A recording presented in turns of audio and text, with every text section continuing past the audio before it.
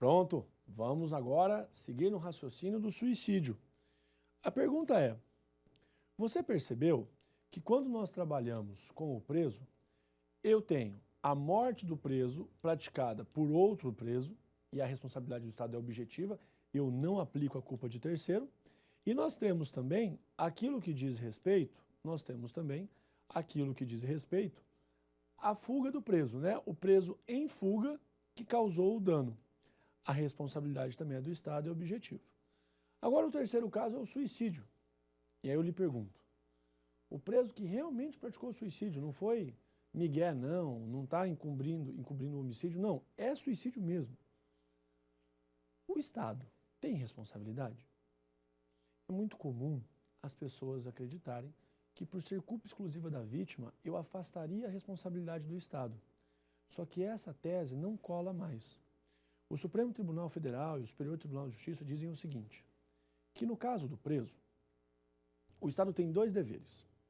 Primeiro, eu já te falei, o Estado tem o dever de proteger aquele preso dos outros presos. E o segundo dever, o Estado tem também o dever de proteger o preso de si próprio. Então, o Estado tem que proteger o preso dos demais e proteger o preso de si próprio. Então, sabendo disso, quando o preso cometeu o suicídio, o que você pode concluir? Que a responsabilidade é objetiva do Estado. Assim como eu não aplico culpa de terceiro na morte do preso em rebelião, eu também não aplico aquilo que diz respeito à culpa exclusiva da vítima no suicídio. Não há culpa exclusiva da vítima no suicídio. A responsabilidade aqui é do Estado. Por quê? Posição de garante, relação de custódia. O Estado tem que garantir, o Estado tem que custodiar a integridade física de quem está sob sua guarda, sob sua responsabilidade. E no caso do preso, o dever do Estado se desdobra. Tem que proteger o preso dos outros presos e proteger o preso de si próprio. Então, é assim que nós temos a atual posição dos tribunais superiores no Brasil. Agora, preso foragido que tempos depois praticou um novo crime. Vamos entender esse caso? Eu já vou lhe antecipar, tá? O Estado não tem responsabilidade, é um absurdo, uma decisão política do Supremo Tribunal Federal, não é jurídica. Vou te dar o caso originário e você vai pensar comigo se é ou não é razoável o argumento. No Rio Grande do Sul, um preso foragiu. Aí você deve estar pensando, Barbieri, durante a fuga aconteceu o dano? Não, foragiu, foi para casa, tomou banho, né, ficou cheiroso, foi visitar os parentes pelo Brasil inteiro. Meses depois ele voltou para Porto Alegre. Quando ele voltou, ele falou, puxa, que vontade de cometer um crime, né? Vontade de praticar um crime que eu tô. Vou saber uma coisa, vou praticar um crime. Foi lá e efetuou um roubo, mas que no meio do caminho aquele roubo virou latrocínio. Ele matou um cidadão. A família da vítima fez o seguinte estudo. Quem matou meu ente querido deveria estar preso. O Estado não teve capacidade para manter esse sujeito preso. E pior, esse sujeito, quando foragiu, o Estado não foi competente para recapturá-lo. Nada mais justo que o Estado pagar a indenização. Perfeito. Chegou no Supremo Tribunal Federal. O Supremo diz o seguinte, a responsabilidade objetiva para se configurar precisa de conduta é essa que causa um dano, e entre a conduta e o dano, o nexo causal. Perfeito. E o Supremo disse, olha só, que tempos depois da fuga, você fala, é a pergunta clássica, Barbieri, quanto tempo depois da fuga? Não tem uma análise, uma tabela. Ele não pode estar em fuga. Ele já foragiu, tempos depois da fuga ele praticou um novo crime. Você fala, Barbieri, mas ele está foragindo? Não. Uma semana depois da fuga, um mês depois, 6 meses depois, 1 ano depois. Ele não está em perseguição. Ele já foragiu, o Estado não faz ideia de onde ele está. O Supremo diz que tempos depois rompe, afasta o nexo causal. Olha a viagem do Supremo. E aí você pergunta, qual é a razão para o Estado não ser responsabilizado? Por quê? Porque o preso foragido que tempos depois praticou um novo crime, o Estado não tem responsabilidade. Agora eu quero saber, Qual é a razão para o Estado não ser responsabilizado? Rompimento do nexo causal. Olha aqui. Rompimento do nexo causal. Nesse caso, a conduta, o dano não existem. Mas disse o Supremo, né, disse o Supremo que o nexo causal foi rompido porque o novo crime foi praticado tempos depois. Pelo amor de Deus. Mas é assim que você vai marcar na prova, tá? O Supremo diz, se ele foragiu e comete um crime durante a fuga, durante a perseguição, responsabilidade do Estado. Se ele foragiu, tempos depois, praticou um novo crime, tempos depois, uma semana, um mês, 8 meses, não sei lá quanto tempo.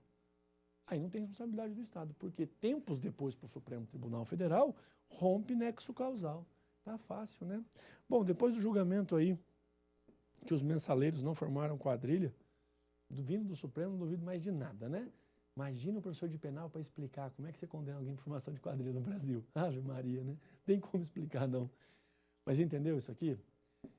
Tem um último julgado que um menor infrator, né? O menor infrator é um pequeno corintiano. Dema, torce pro Corinthians, Dema? Vixe, aí tá vendo? Me sai o Jefferson, que é corintiano, vem o Dema, que é corintiano.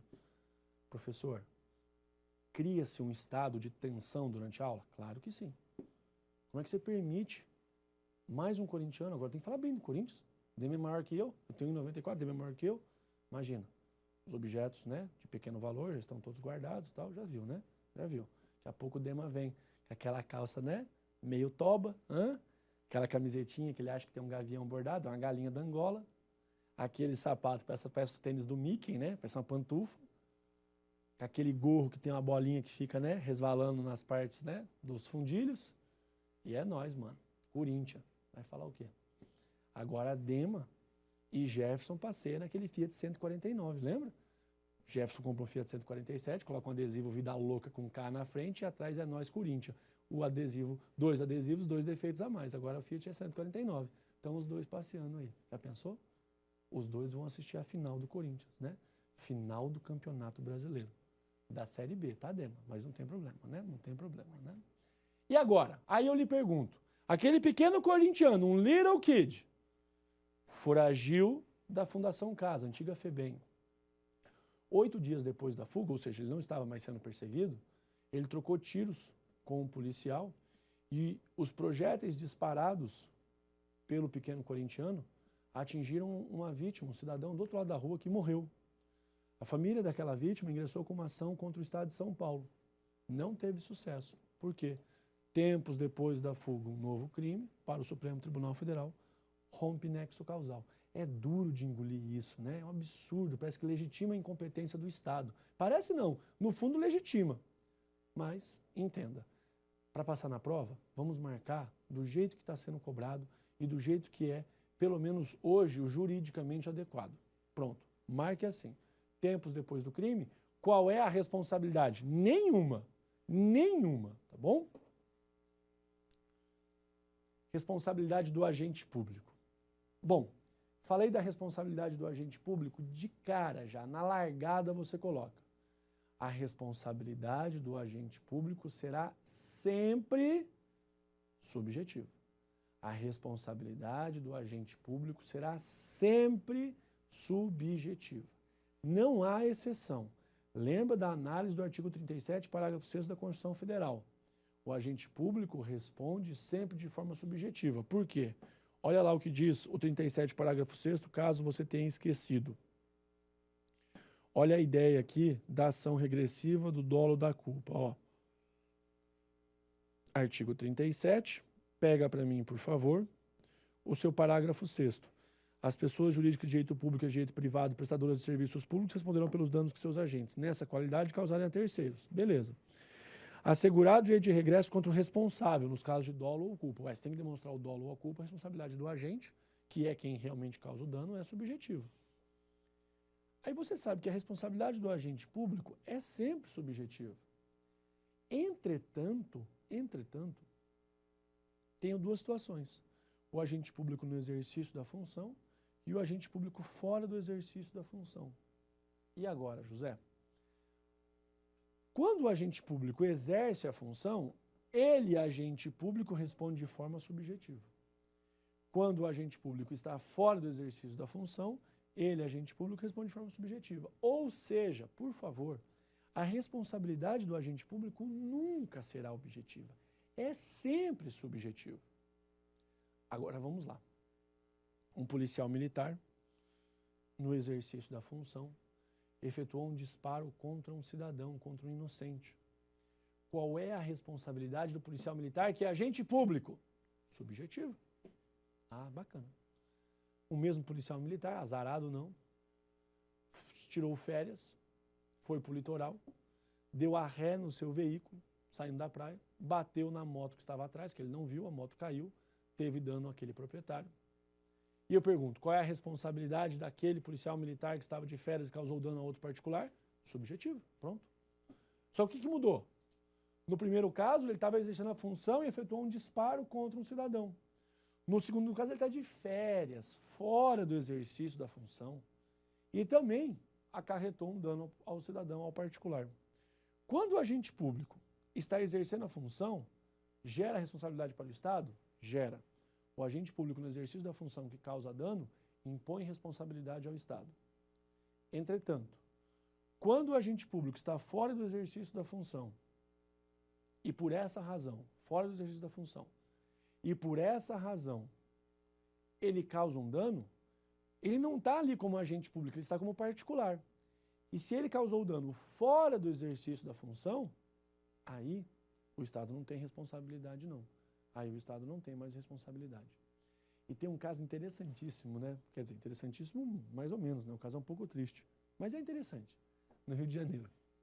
Policial militar, Dema, cuidado quando fazer surpresa, viu, Dema? Surpresa é um perigo. O policial militar saiu mais cedo do batalhão, foi para casa, tomou banho, né? Passou perfume, ficou cheiroso, passou brilhantina no cabelo, né? Pegou a arma da corporação, colocou e foi ao encontro da mulher amada fazer uma surpresa. Quando ele está chegando na residência da mulher amada, e ela não sabia de nada, surpresa, ele percebe alguns grungidos, alguns barulhos peculiares vindo do quarto da mulher amada. Conforme mais ele se aproxima, maior a intensidade.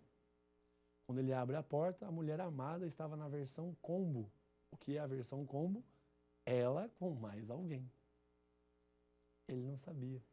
Você fala, professor, juridicamente ele é o corno, né? O último a saber. Isso, perfeito. Ele, um corno valente, nervoso, irritado, saca da arma e tenta matar ambos. Não consegue. Mas eu pergunto, o Estado do Rio de Janeiro foi ou não foi responsabilizado? O Supremo, quando julgou esse caso, já tem um pouco de tempo, tá? Não é tão recente não. Quando julgou esse caso, o Supremo disse o seguinte, o crime é passional, né? Tem um corno, o crime é passional. E ele tentaria matar o Ricardão e a então namorada de qualquer jeito.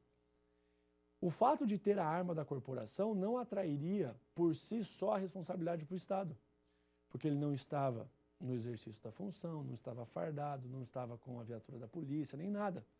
O simples fato da arma poderia substituir aquela arma por qualquer objeto, ele ia tentar matar de qualquer jeito.